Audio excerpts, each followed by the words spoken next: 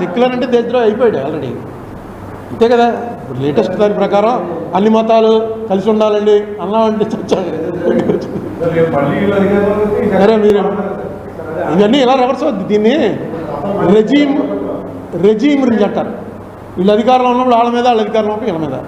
ఈ ఆంజనేయులు గారిని నేను కలవడం పూర్తిగా నాకు 20 ఏళ్ళ క్రితం నుంచి, అంటే నేను ఎంపీ అయిన తర్వాత చాలామంది ఐఏఎస్ వాళ్ళు, ఐపీఎస్ వాళ్ళు, ఆఫీసర్స్ న్యాచురల్గా కొంతమంది ఫ్రెండ్స్ అయిపోతారు, కొంతమంది అసలు ఇప్పుడు గుర్తు కూడా పట్టరు, కొంతమంది పరిచయస్తులుగా ఉంటారు. అట్లా స్టేజ్లు ఉంటాయి.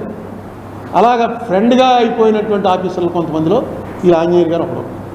ఈయన కొన్నాళ్ళు ఢిల్లీలో పనిచేస్తున్నప్పుడు కూడా నేను ఢిల్లీ వెళ్తే ఫోన్ చేయడం, ఎక్కడ ఉన్నారని అడగటం, ఈయనతో మంచి టచ్లో ఉంది. ఈయన ఇంటికి కూడా వెళ్ళాను. వీళ్ళ ఆవిడ కూడా నాకు బాగా తెలుసు, వీళ్ళ పిల్లలు బాగా తెలుసు. మన జంజాల గారు వియ్యంకుడు, సినిమా డైరెక్టర్ జంజాల గారు వియ్యంకుడు. నాకు తెలిసి ఇతని మీద ఎప్పుడు కరప్షన్ ఛార్జెస్ అనేది రాలా. జనరల్గా పోలీసు వాళ్ళకి శత్రువులు చాలా ఎక్కువ మంది ఉంటారు, ఇతనికి ఇంకా ఎక్కువ మంది ఉంటారు. ఎందుకంటే ఇతన్ని చంద్రబాబు నాయుడు గారి టైంలో 5 జిల్లాలకు ఎస్పీగా వేశారు. నాకు తెలిసి ఎక్కడికి వెళ్తే అక్కడ టెర్రర్ క్రియేట్ చేశాడు. మెయిన్ రౌడీయిజము, ఫ్యాక్షనిజము ఈ రెండింటి మీద చాలా తీవ్రంగా పోయాడు. అందుకే రాజశేఖర రెడ్డి గారు సీఎం అవగానే రాజశేఖర రెడ్డి గారికి ఒక హ్యూమన్ టచ్ ఉంటుంది. ఓన్లీ ఇతను ఒక ఆఫీసరు, నేను ఒక సీఎం అన్నట్టుగా ఇప్పుడు చూడ్డు. రాజశేఖర రెడ్డి గారే ఇతన్ని, బహుశా రాజశేఖర రెడ్డి గారు ఒక్కడే ఉంటాడు. వాట్ మిస్టర్ అంజన్ అని పట్నం బొదమే గుర్తుండేవాడు. ఈయన అప్పుడు ఇంటెలిజెన్స్లో ఉండేవాడు. అది దాంతో ఈయన కొంచెం ఇదయ్యి జగన్మోహన్ రెడ్డికి కూడా బాగా దగ్గర అయ్యాడు, ఇంటెలిజెన్స్లో ఉన్నాడు, చేశాడు. ఆయన వెళ్ళి నేను అంతకుముందే అందరూ యాంటిసిపేటరీ బెయిల్ తీసుకుంటున్నప్పుడే ఆయనకి ఫోన్ చేసి చెప్పాను, మీరు కూడా తీసుకుంటున్నారా యాంటిసిపేటరీ బెయిల్ అని. లేదండి నేను ఓ 10 రోజులు జైలుకి వెళ్ళి వస్తాను అన్నాడు. నాకు అర్థం అలా ఏంటి ఇలా జోకేస్తున్నాడా ఏంటని, సరేలే అనుకుని మీరు వెళ్ళండి జైలుకి, నేను చూడటానికి వస్తానులేండి అన్నాను. ఆయన నవ్వేశాడు, నేను నవ్వేశాను. నాకు ఆ మాట గుర్తుండిపోయింది. నేనేమనుకున్నానంటే ఆ లెవెల్ వాడిని పంపితే రాజమండ్రి పంపుతారు అనుకున్నాను. డీజీ లెవెల్ నాకు తెలిసి ఇండియాలో ఇతను అక్కడ ఫస్ట్ అరెస్ట్ అయినాడు. డీజీ లెవెల్ వాళ్ళు ఎవరిని అరెస్ట్ చేయలే అప్పటివరకు. ఫస్ట్ మ్యాన్ అరెస్ట్ అయ్యి జైలుకి వెళ్ళేవాడు. అరెస్ట్ అయ్యారేమో తెలియదు కానీ బెయిల్ ఇచ్చేస్తారు, జైలుకి వెళ్ళాడు. తర్వాత అతను అరెస్ట్ అయ్యి లోపల ఉన్నాడని తెలిసినప్పుడు మనం చూడటానికి వెళ్ళాను. ఎందుకంటే బాబు ఎండలో పడి ఎలా వచ్చారంటే, నేను మాట అన్నాను కదా చూడటానికి వచ్చాను అంటే, ఇంకా కొన్నాళ్ళు కొంచెం వర్షాలు పడ్డాక రావాల్సిందండి అంటే, ఇంకా ఎన్నాళ్ళు ఉంటావా బాబు, అప్పుడే ఎక్కడ వదులుతారు ఉంచుతారు. నేను మెంటల్గా ప్రిపేర్ అయ్యాను. ఇంకా ఓకే అప్పుడే ఆవేళ ఏదో ఏపీ పేపర్లో ఈనాడులో ఏదో వస్తే అది మొన్నటి చేస్తారు వాళ్ళు. ఈనాడులో ఏదో వచ్చినా మొన్నటి అది జరుగుతుందన్నమాట. సర్వీస్ కమిషన్లో ఏదో జరిగిందని చేస్తారు, సరే పెడతారు. నాకు అర్థం కాని విషయం ఏంటంటే ఈ పర్టికులర్ కేసులో ఒక మనిషి ఎవడో పోలీస్ స్టేషన్కి వెళ్ళి కేసు పెట్టాడు. కేసు పెడితే పోలీసు వాళ్ళు ఏం చేయాలి? కేసు రిజిస్టర్ చేసుకోవాలా, లేకపోతే వీడు మనిషి మంచివాడు కాదండి, వీడు సరైనడు కాదండి అని కేసు రిజిస్టర్ చేయకుండా ఆగడానికి పోలీసులకు హక్కు ఉందా? పోలీసు వాళ్ళకి ఒక కేసు పెట్టాడు ఎవడో వచ్చి ఒక అమ్మాయి మీద. అమ్మాయిని తీసుకొచ్చేశారు, జైల్లో పెట్టేశారు. పెట్టేసి ఏం చేశారు? జైల్లో పెట్టేసి ఏం చేశారు? బెయిల్ రాగానే విడిచేశారు. ఆ కేసు ఇంకా తేల్లా. అప్పుడే ఆ అమ్మాయి మళ్ళీ వచ్చి నన్ను అన్యాయంగా కేసు పెట్టారంటే ఎస్పీలు, డీజీలు, పోలీసు వాళ్ళు ఎవడన్నా పని చేయగలడు అసలు? ఎందుకు తీసుకొచ్చారు? నేను ఈయన్ని చూసి వచ్చిన తర్వాత మొత్తం నెట్లో చూస్తున్నా తెలిసింది ఏంటంటే, ఆవిడ ఓ పెద్ద పారిశ్రామికవేత్త మీద రేప్ కేసు పెట్టింది.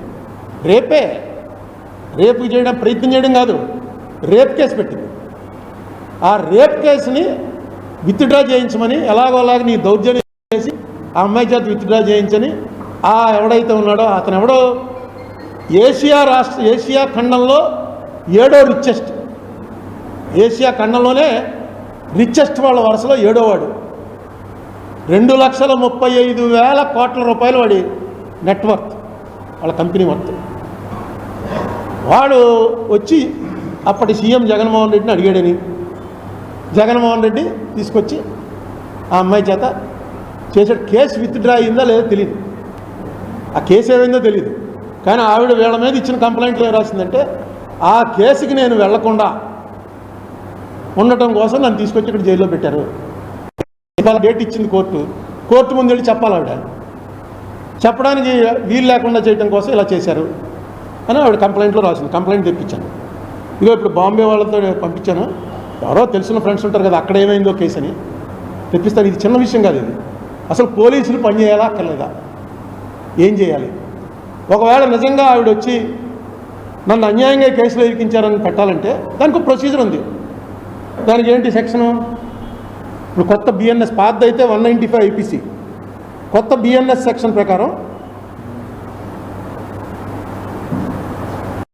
సెక్షన్ 231 ప్రకారం మెజిస్ట్రేట్ కోర్టు పర్మిషన్ లేకుండా వీళ్ళ మీద ప్రాసిక్యూషన్ చేయడానికి లేదు. ఇన్వెస్టిగేట్ చేయాలన్నా సరే మెజిస్ట్రేట్ పర్మిషన్, ఎందుకంటే ఆ కేసు ఇంకా పెండింగ్లో ఉంది. ఎవరైతే ఆవిడ నా ఆస్తులేవో ఫోర్జరీ చేసిందని కంప్లైంట్ ఇచ్చాడో ఆ కేసు ఇంకా పెండింగ్లో ఉండగా ఈ కేసు ఎలా బుక్ చేస్తారు? బుక్ చేయాలంటే ఈ సెక్షన్ ప్రకారం పర్మిషన్ తీసుకుని చేయాలి. అది చట్టం. తీసుకున్నారా? లేదు. పోలీసు వాళ్ళని తీసుకెళ్ళి లోపలేటువంటి నువ్వు జగన్ తప్పు చేశాడంటే జగన్ మీద పెట్టు కేసు.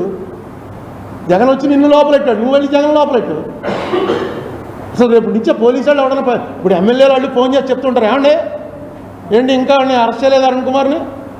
నేను చెప్పాం అంటే రాసి పంపించండి, ఆ కాగితం నోటరీ చేయించండి, ఆ నోటరీ చేయించి ఆ కాగితం పంపిస్తే ఆ కాగితం నేను ముందు వెరిఫై చేస్తాను, మీదో కాదో వెరిఫై చేసి అప్పుడు యాక్షన్ తీసుకుంటాను.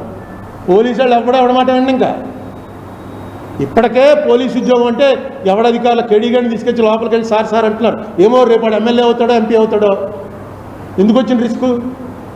వాళ్ళతోటి మనలాంటి మామూలు మనుషులనే ఉన్న వాళ్ళు అరెస్ట్ చేస్తారు, కానీ కేడీగాళ్ళని వాళ్ళని అరెస్ట్ చేయడం మానేశారు.